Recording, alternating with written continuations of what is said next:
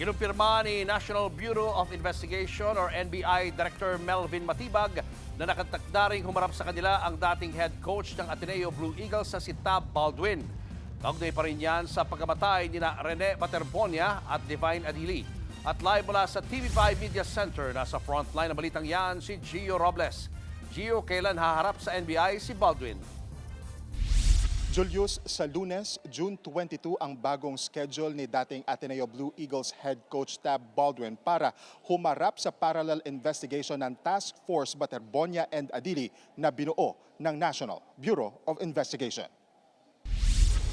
Sa PNP, CIDG muna humarap ang nagbitiw na head coach ng Ateneo Blue Eagles na si Tab Baldwin para magbigay ng kanyang salaysay sa pagkasawi ng players na sina Rene Baterbonia at Divine Adili sa gitna ng team building activity nila sa Dipakulaw, Aurora.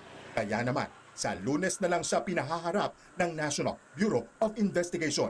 Hindi rin nakasipot si Baldwin sa NBI noong Martes dahil sa hindi raw magandang kondisyon. Samantala, dumating naman sa NBI ang mga abogado ni Ateneo de Manila University President Father Bobby Yap. Hindi nakapunta ng personal si Yap dahil nataon ang pagpapatawag sa kanya ng NBI sa graduation ng Ateneo. Sa speech ni Father Yap sa Baccalaureate Mass ng Class of 2026 ngayong Biyernes, muli siyang humingi ng tawad. Aminado siya na bagamat mabuti ang kanilang intensyon, hindi ito naging sapat sa pagtugon sa trahedya.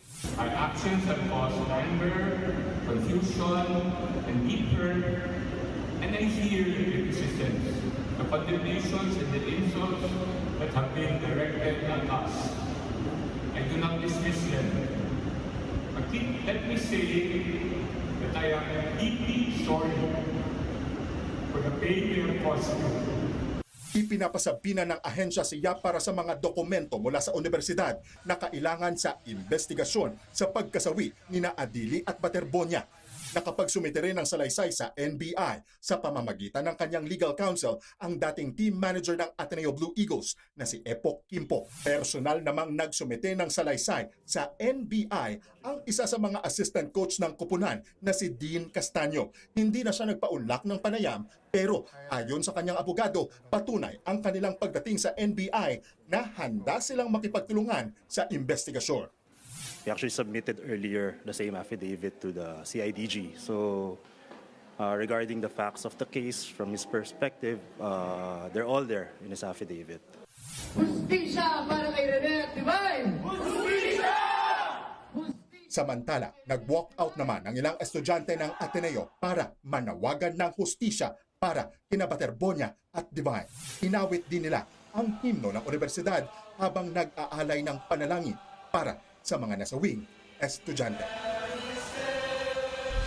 Muli inaasahan sa NBI sa susunod na linggo sina Tab Baldwin at Father Bobby Yap. Balik sa iyo, Julius. Maraming salamat, Gio Robles. Mga kapatid, Julius Babaw po. Para sa komprehensibo at makabuluhang balitaan at talakayan, mag-follow at mag-subscribe na sa social media pages ng News 5.